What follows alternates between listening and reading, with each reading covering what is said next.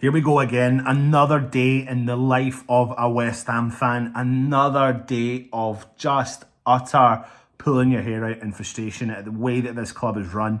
As yesterday we seen the news that West Ham had bid £57 million plus some add-ons for Jhon Duran, the Colombian international, plays for Aston Villa, who scored against West Ham earlier in the season, a player that we've been chasing all summer, that we offered money for, dramatically less than what we offered the other day, but only were around about £4 or £5 million apart, which would have still been dramatically less than what we offered the other day, but we wouldn't put the money on the table. We wouldn't get the deal over the line for the player that we wanted in Jhon Duran. And what happened? He came back to bite us in the arse when he scored against us against Aston Villa, when we played Aston Villa at the start of the season. But do you know what? Aston Villa signed him on an extended contract. They believe in their asset. And they've obviously put everything to the side because, of course, he was caught on camera giving hammer signs, all that sort of stuff. But they seem to have put to bed that disagreement that they had. They've been utilising him this season, albeit he's not starting for Aston Villa, but in 19 Premier League games, he has scored 7 goals. In 6 Champions League games, he has scored 3 goals, and in 2 League Cup games, he has scored 2 goals, in total scoring 12 goals this season. So the player, again, like I said, not starting every single game, is on fire. But West Ham, again, typically low blocking, low balling, any offer. And really, to be honest with you, thinking that maybe we are, as fans, really stupid when it comes to this, because he is a player I can see why teams want. I can understand why West Ham fans and other teams around Europe would look at someone like Jhon Duran. He's got the pace, he's clinical in front of goal, and he's on the right side of the age bracket that you're looking for.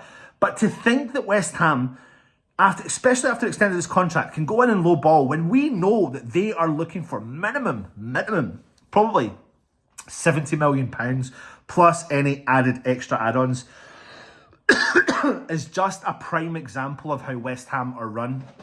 It's just a prime example of confirming everything we know about our owners, the way that they conduct their business, the way that they piss people off. And I just think it's the same old West Ham, rinse and repeat,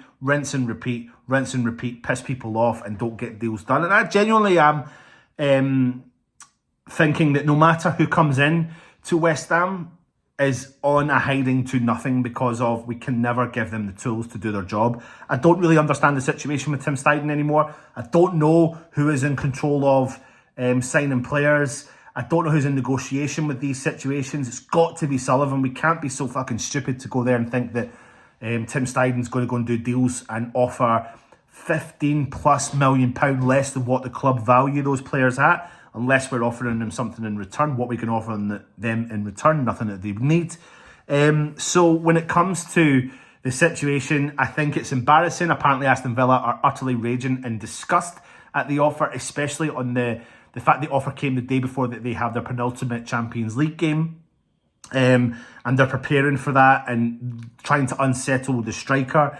Now, do I think Jhon Duran could leave Aston Villa? I do. I genuinely do, even if they've extended his contract, because I think what happens there is, they've protected their asset. They've given him more money a week. And I'm not saying he's just driven by the money. I think most players are, but I'm not saying he's necessarily just driven by that. But I do think there is a player there that I like and I see, but I think that ship has sailed. I think we've came in too late. You know, he's a Colombian international, 15 games, 2 goals for them at international level, but scores goals wherever he's gone. It's proven this season why West Ham and other teams around Europe are paying a keen interest in Jhon Duran. But the low balling, we've got a history. We've been there, done that, wore the t-shirt in terms of doing bad negotiations and bad deals. And simply because the owners can't step away, cannot step back. I honestly, still to this day, do not understand why Tim Steidten stays in the role that he does, unless we are totally guided and told the wrong information.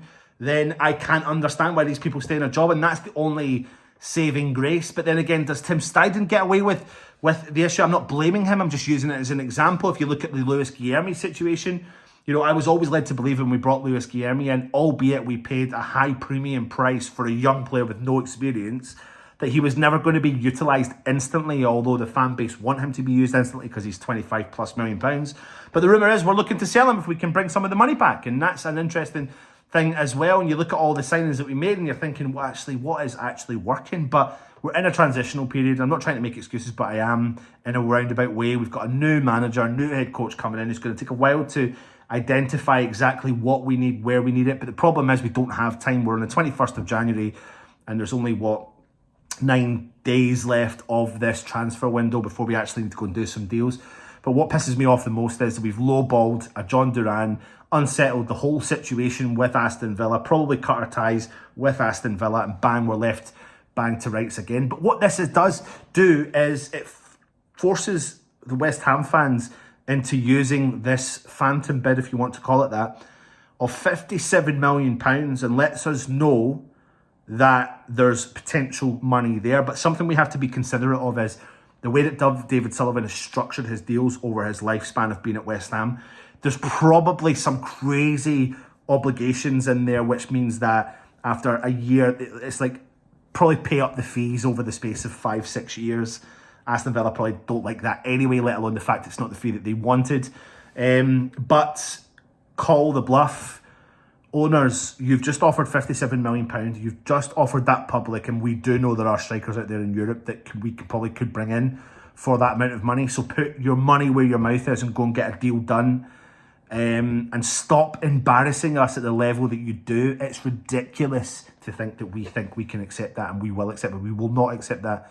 Listen, I like Jhon Duran. I think he would have been a great player, but unfortunately I think that ship sailed. And if he keeps on the form that he's on, other clubs will come in that are bigger and better. No, I'm not saying bigger, but better in terms of what their performances in the leagues that they're on are doing. And I think they could. There's just no point really in going down that Jhon Duran route again. So fingers crossed we can get something in. Fingers crossed that Graham Potter can deal with the situation that we're in and deal with the owners, and Tim Steiden, the situation there as well.